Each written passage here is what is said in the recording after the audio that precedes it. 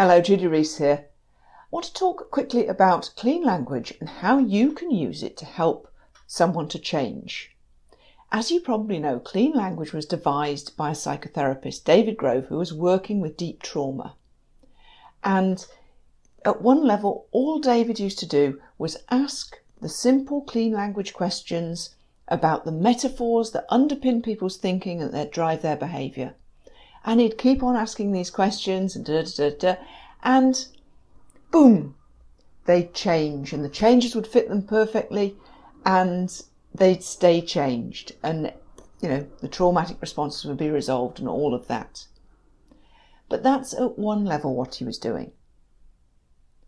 At another level, he was coming to these therapeutic interactions with a university degree in psychotherapy, with some deep study of a couple of change methodologies, neurolinguistic programming specifically, and he was then on top of that constructing his own change methodology, clean language. So when he helped someone to change, he knew where to direct his questions to have the greatest possible chance of helping his client to change. So does that mean we should only use clean language questions if we're qualified psychotherapists? I would say absolutely not. These questions are superb questions for achieving all kinds of results in a context where any change agent is working. Metaphor can be an incredibly powerful lever for change. Metaphor absolutely is the native language of the unconscious mind, the atom of thought. And I'll say more about that in other videos.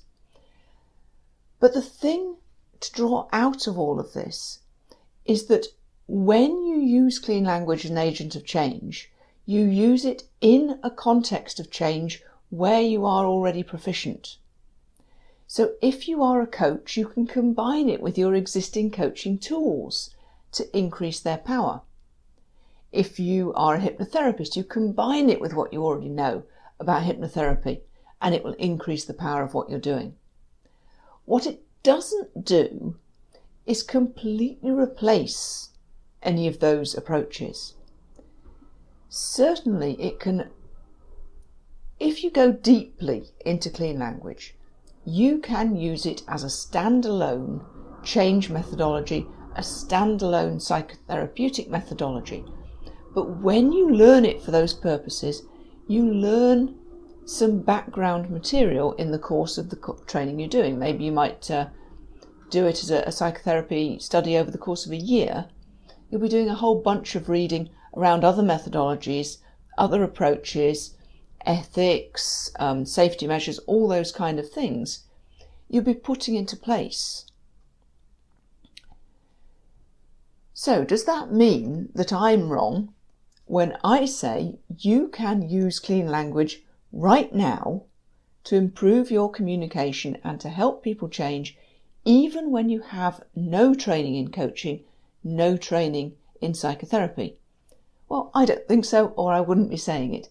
I think you can use clean language in combination with the stuff that as an everyday communicator you do all the time to increase the effectiveness of your communication. So grab clean language with both hands, use it, but know that picking up a list of 12 simple questions doesn't make you a trauma therapist.